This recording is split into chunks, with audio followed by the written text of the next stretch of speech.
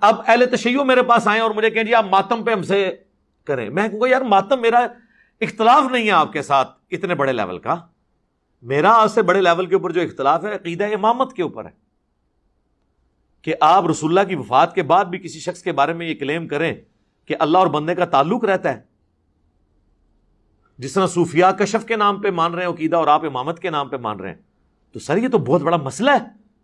جب تک یہ مسئلہ سیٹل نہیں ہوتا ہے تو میں تو اس کو کفر اسلام کا مسئلہ سمجھ رہا ہوں نا اپنے لیے۔ رسول اللہ کے بعد کسی کے بارے میں یہ عقیدہ رکھنا کہ اس پہ اللہ کی وحی آتی ہے، حضرت عیسیٰ علیہ السلام کو چھوڑ کے، وہ تو ایک ایکسیپشن ہے، یا اس کو اللہ تعالیٰ ڈائریکٹلی گائیڈ کرتا ہے، تو یہ بہت بڑا عقیدہ ہے۔ جب تک میرا آپ کا یہ مسئلہ حل نہیں ہوتا میں آپ سے آگے کسی اور مسئلے میں بات کر ہی نہیں سکتا، باقی مسئلے تو بعد میں ہیں، بہت چھوٹے ہیں باقی۔ میں مرزا انجینئر صاحب کی گفتگو کے اوپر دو عنوان پہ گفتگو کروں گا، یعنی دو نکات کے اوپر گفتگو کروں گا۔ پہلا نکتہ یہ ہے کہ فرشتہ جو ہے نا وہ انبیاء کے علاوہ بھی آتا ہے، اور فرشتے کا آنا نبی کے علاوہ کسی شخص کے پاس اس کی نبوت کے اوپر دلالت نہیں کرتا۔ پہلا ٹاپک میرا یہ ہے، اور دوسرا عنوان یہ ہے کہ ہم امامت کو کیا سمجھتے ہیں، ہم امام کو کیا سمجھتے ہیں۔ ان دو ٹاپک کے اوپر میں یہاں گفتگو کروں گا انشاءاللہ۔ پہلی مثال ہے قرآن مجید میں سورہ نحل کی آیت نمبر 68۔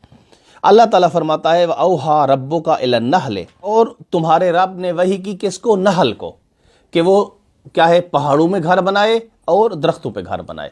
اب وحی کس کو ہو رہی ہے؟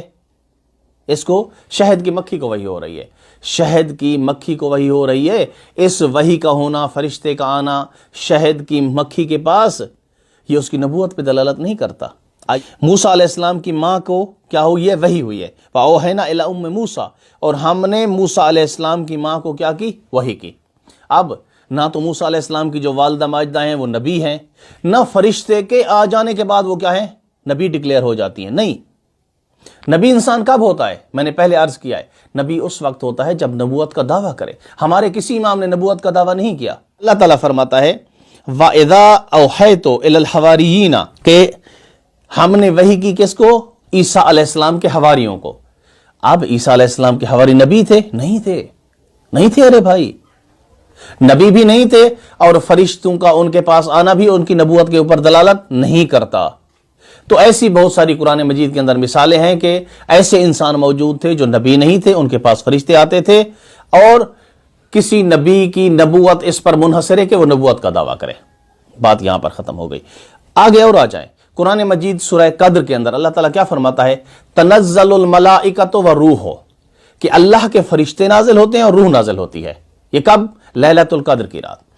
یہ جو تنزل ہے نا، لفظ تنزل یہ مضارع ہے، اس کو کہتے ہیں مضارع استمراری، یعنی مضارع کنٹینیو، ہمیشہ کے لیے۔ ایسا نہیں ہے کہ جب یہ قرآن مجید کی آیت نازل ہوئی تھی اس وقت کیا فرشتے نازل ہوئے تھے، نہیں، یہ فرشتے قیامت تک نازل ہوں گے۔ اب بھی لیلۃ القدر میں کیا ہوتے ہیں؟ فرشتے نازل ہوتے ہیں۔ تو اس کا مطلب ہے کہ فرشتے رسول خدا کے بعد بھی اس امت میں نازل ہو رہے ہیں۔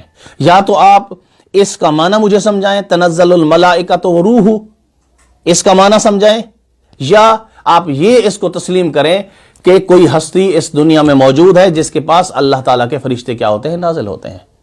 دیکھیں یہ میرا پہلا نقطہ تھا۔ اب آ جائے میرا دوسرا نقطہ کیا ہے۔ دوسرا نقطہ میرا یہ ہے کہ امامت کو ہم کیا سمجھتے ہیں۔ دیکھیں، پہلی بات یہ ہے کہ مقدمتاً میں کہنا یہ چاہتا ہوں کہ اللہ کے بندوں کے اوپر، یعنی انسانوں کے اوپر، اللہ کے بندوں کے اوپر حکومت کرنا فقط اللہ کا حق ہے۔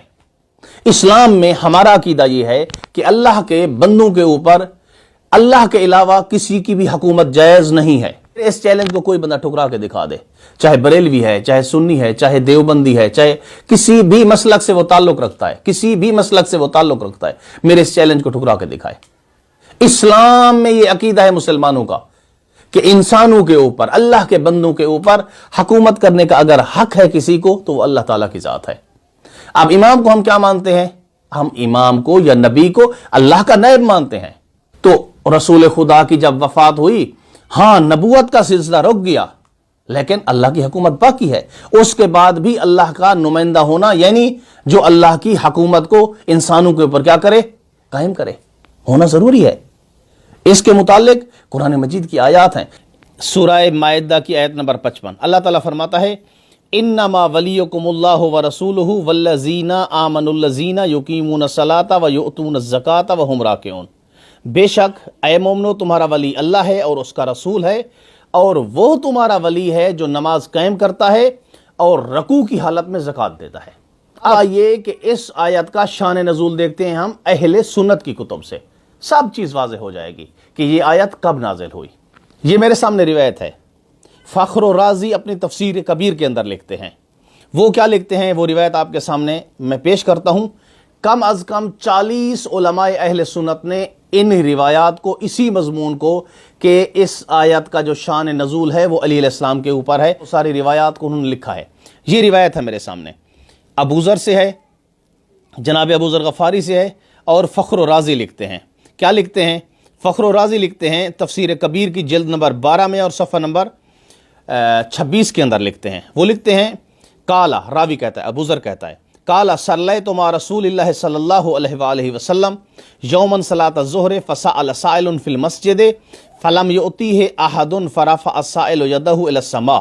راوی کہتا ہے کہ ہم رسول خدا کے ساتھ ظہر کی نماز پڑھ رہے تھے کہ اچانک مسجد نبوی کے اندر ایک سائل آتا ہے اور آ کر سوال کرتا ہے۔ جب سوال کرتا ہے تو کوئی بندہ اس کو کچھ نہیں عطا کرتا۔ وقالا، اور وہ ایسے دعا کے لیے ہاتھ بلند کرتا ہے، کالا اللہم اشہد انی سألت فی مسجد الرسول فما اعطانی احد شیئا۔ وہ اللہ تعالیٰ سے مخاطب ہو کے کہتا ہے کہ اللہ تو گواہ رہنا، میں تیرے نبی کی مسجد میں آیا تھا اور سوال کیا اور مجھے کچھ کسی نے عطا نہیں کیا۔ وعلی کان راکعا، اور راوی کہتا ہے کہ علی علیہ السلام رکوع کی حالت میں تھے۔ فاومہا الیہ بخنصرہ الیمنی، علی علیہ السلام نے اپنی انگلی کے ذریعے اس کو اشارہ کیا۔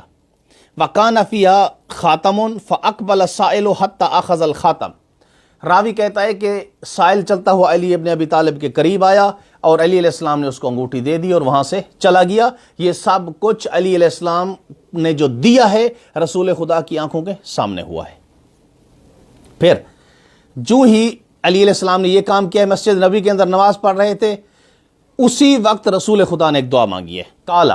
کالا راوی کہتا ہے اللہم ان اخی موسیٰ سألک فقالا رب اشرح لی صدری ویسر لی امری واحلل عقدۃ من لسانی یفقہوا قولی واجعل لی وزیرا من اہلی ہارون اخی اشدد بہ ازری واشرکہ فی امری۔ راوی کہتا ہے کہ رسول خدا نے اس وقت دعا مانگی اللہ سے کہ اے اللہ، میرے بھائی موسیٰ نے آپ سے سوال کیا تھا اپنے امور کی آسانی کے لیے، اور دعا یہ مانگی تھی کہ اے اللہ میرے اہل میں سے میرے بھائی ہارون کو میرا وزیر بنا دے۔ یہاں تک رسول خدا نے دعا مانگی۔ پھر کیا کیا؟ پھر اللہ تعالیٰ سے کہا رسول خدا نے فَأَنزَلْتَ قُرْآنًا نَاطِقًا، اے اللہ تو نے قرآن مجید میں اس کو نازل کیا ہے۔ سَنَشُدُّ عَضُدَكَ بِأَخِيكَ وَنَجْعَلْ لَكُمَا سُلْطَانًا، ہم عن قریب تمہارے بھائی کے ذریعے تمہارے بازو کیا کریں گے؟ مضبوط کریں گے۔ یعنی موسیٰ علیہ السلام کی دعا اے اللہ تو نے قبول کر لی تھی۔ اب رسول خدا نے خود دعا مانگی ہے۔ کیا مانگی ہے؟ اللہم وانا محمد نبیک وصفیک فاشرح لی صدری ویسر لی امری واجعل لی وزیرا من اہلی علیا اشدد ظہری۔ راوی کہتا ہے کہ رسول خدا نے یہ دعا مانگی ہے، وہی کلمات موسیٰ علیہ السلام کے رسول خدا نے اپنی زبان مبارک پہ جاری کیے، اور آخر میں یہی کہا کہ واجعل لی وزیرا من اہلی، اور میرے اہل میں سے میرے لیے ایک وزیر قرار دے۔ علیا، کون؟ علی ابن ابی طالب۔ راوی کہتا ہے کہ رسول خدا نے جب یہ دعا مانگی کہ میرے اہل میں سے علی کو میرے لیے وزیر قرار دے، تو راوی کہتا ہے کالا ابو ذر کہتا ہے ما اتم رسول اللہ صلی اللہ علیہ وآلہ وسلم هذه الکلمہ، کہ رسول خدا کے یہ کلمات مکمل نہیں ہوئے تھے دعا کے، حتی نزل جبرائیل، یہاں تک کہ جبرائیل آ گئے۔ کیا کہا جبرائیل نے؟ فقالا یا محمد، اے محمد صلی اللہ علیہ وآلہ وسلم، اقرا انما ولیکم اللہ ورسولہ۔ قرآن کی یہ آیت آ کر جبرائیل نے پڑھ کر سنا دی۔ یعنی کیا ہوا حاصل کلام؟ حاصل کلام وہی ہوا کہ اللہ تعالیٰ نے رسول خدا کی دعا کو قبول کیا، جس طرح سے موسیٰ علیہ السلام کی دعا کو قبول کیا تھا، اور آ کے جبرائیل نے خوشخبری دی کہ اللہ ولی ہے آپ کا مومنو، اور رسول ولی ہے آپ کا، اور اس کے بعد کون ولی ہے؟ وہ ولی ہے جو نماز قائم کرتا ہے اور حالت رکوع میں زکوٰۃ دیتا ہے۔ کس نے حالت رکوع میں زکوٰۃ دی ہے؟ علی ابن ابی طالب نے رکوع کی حالت میں زکوٰۃ دی ہے۔ تو اس کا مطلب یہ ہے کہ رسول خدا کی جب نبوت ختم ہوئی ہے، اللہ کی حاکمیت باقی تھی، اللہ کی جو حکومت باقی تھی، وہ رسول خدا سے کنورٹ ہوئی ہے کس میں؟ علی ابن ابی طالب علیہ السلام میں۔ دیکھیں اب رسول خدا کی زندگی کے آخری ایام تھے، غدیر قوم کا موقع تھا، اس وقت یہ آیت نازل ہوتی ہے قرآن مجید کی۔ وہ کون سی آیت ہے؟ سورہ مائدہ کی آیت نمبر 67 ہے۔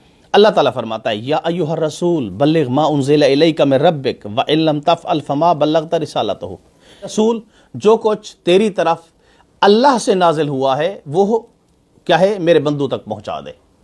یہ اعلان تھا غدیر قوم کا۔ اب رسول خدا نے وہاں کیا کیا ہے؟ رسول خدا نے اونٹوں کے پلہانوں کا ممبر بنایا ہے، ممبر بنانے کے بعد کسی اور کا نہیں، علی ابن ابی طالب کی ولایت کا اعلان کیا ہے۔ من کنت مولا فعلی مولا۔ یہ ولایت بمانی سربراہی، ولایت بمانی حکومت۔ جس طرح سے اللہ حاکم ہے ویسے رسول حاکم ہے، جیسے رسول خدا حاکم ہے ویسے علی ابن ابی طالب کیا ہے؟ حاکم ہے۔ قرآن کی نص سے ثابت ہے کہ رسول خدا کی نبوت ختم ہونے کے بعد ولایت، خلافت اور حکومت جو حقیقت میں اللہ کی تھی، جو انبیاء کے سلسلے میں چلتی ہوئی ابراہیم سے لے کر رسول خدا تک پہنچی تھی، وہی حکومت کنورٹ ہوئی ہے کس میں؟ علی ابن ابی طالب علیہ السلام کی طرف۔ اور اسی حکومت کا جو خود رسول خدا کے پاس تھی، اسی حکومت کا اعلان کیا ہے رسول خدا نے غدیر قوم کے موقع پر اعلان کر دیا ہے۔ وہی میرا آخری خلاصہ کلام ہے کہ اللہ کے بندوں کے اوپر حکومت کرنا اللہ کا حق ہے۔ اب وہ جس کو چاہے اپنا کیا بنا دے؟ نیب بنا دے۔ دعا ہے کہ اللہ تعالی ہمیں تحقیق کرنے اور اس تحقیق پہ عمل کرنے اور آگے لوگوں تک پہنچانے کی توفیق عطا فرمائے۔ والحمدللہ رب العالمین۔